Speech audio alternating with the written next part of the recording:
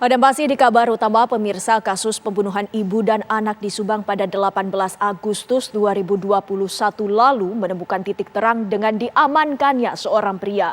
Namun keluarga korban pembunuhan mengaku tidak kenal sama sekali dengan pria yang diringkus pihak kepolisian tersebut.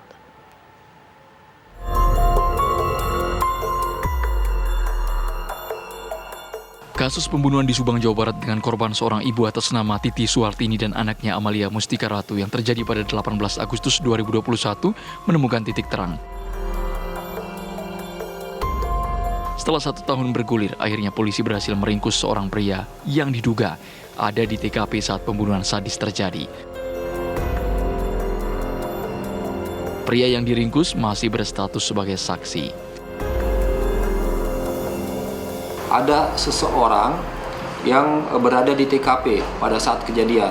Nah, dari pengembangan tersebut kemudian didapatkan suatu nama, dapatkanlah seseorang bernama S ini untuk dilakukan pendalaman karena diperoleh petunjuk bahwa yang bersangkutan berada di TKP saat kejadian.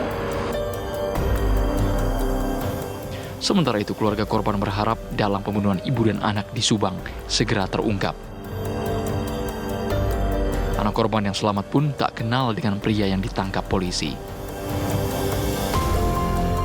Ya, mudah-mudahan ini menjadi titik terang dari pihak kepolisian dan bisa segeralah mengungkap kasus Mamah dan Amel ini, dan semoga cepat terungkap lah, seperti itu dari keluarga juga.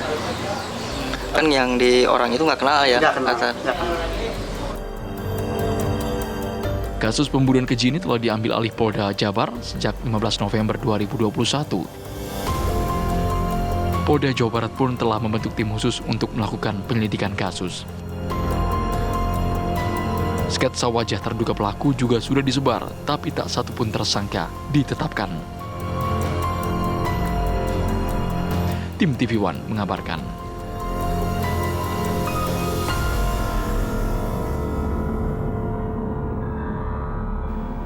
Dan saat ini kita telah tersambung dengan Kombes Ibrahim Tompo selaku Kabid Humas Polda Jabar. Selamat malam Pak Ibrahim. Selamat malam Mbak Windy, selamat malam TV One. Pak Ibrahim, ini siapa sebenarnya pria yang diamankan pihak kepolisian di daerah Muara Angke, Jakarta Utara yang diduga terkait dengan pembunuhan Tuti Suhartini dan putrinya Amelia, Pak Ibrahim? Ya, jadi terkait dengan kasus ini, tim penyidik berusaha keras untuk mengungkap kasusnya, di mana segala kemungkinan yang ada diupayakan untuk dilakukan pendalaman. Dalam upaya tersebut, akhirnya tim penyidik menemukan suatu petunjuk terkait dengan keberadaan seseorang di TKP. Dari situ kemudian dilakukan pendalaman, akhirnya diperoleh nama, dan ternyata setelah dilakukan penelusuran, yang bersangkutan ini berada di Kalimantan dengan naik sebuah kapal. Nah, kemudian dilakukan pendalaman kembali, diperoleh informasi bahwa sekitar tanggal 2 Agustus, kapal yang bersangkutan ini akan merapat di Muara Angke. Dengan informasi itu, kemudian dilakukanlah koordinasi dengan kepolisian setempat di Jakarta Utara, dan pada tanggal 2 akhirnya yang bersangkutan atas nama S ini diamankan di Jakarta Utara. Kemudian akhirnya kita melakukan pendalaman terkait alibi yang bersangkutan dengan keberadaannya di TKP. Tetapi dari hasil pendalaman yang kita lakukan ini, karena penyidik juga berusaha untuk tetap hati-hati agar sesuai dengan undang-undang untuk penerapan tersangkanya, maka dari pendalaman tersebut belum diperoleh keterkaitan dengan kasus tersebut, sehingga pada saat ini statusnya masih sebagai saksi dan juga sudah dilepaskan kembali. Pak Ibrahim, setelah dilakukannya pendalaman alibi terhadap pria tersebut, ini sebenarnya siapa pria tersebut yang berada di TKP pada saat itu, Pak? Apa perannya? Ya, jadi sesuai dengan keterangan yang kita peroleh, kita mendapatkan profil bahwa yang bersangkutan ini berjualan makanan ya, soto gitu. Kemudian pada saat informasi selanjutnya kita peroleh bahwa yang bersangkutan ikut di sebuah kapal menjadi ABK. Pak Ibrahim, ini tentunya kita mengapresiasi apa kerja keras dari pihak kepolisian sampai dengan saat ini. Tapi kita ketahui bahwa kasus ini sebenarnya sudah terjadi 1 tahun yang lalu. Apa sebenarnya kendala dari pendalaman ataupun penyelidikan yang dilakukan oleh pihak kepolisian sehingga membutuhkan waktu yang cukup lama, Pak? Ya, memang kita sama-sama berharap ya agar kasus ini bisa cepat terungkap dan bisa memberikan rasa keadilan terhadap korban.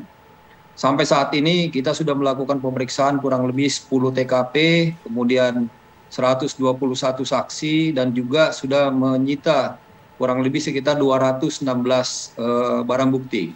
Dan juga sudah melibatkan saksi-saksi ahli seperti saksi ahli DNA, kemudian kedokteran forensik, kemudian satwa dan juga sketsa wajah.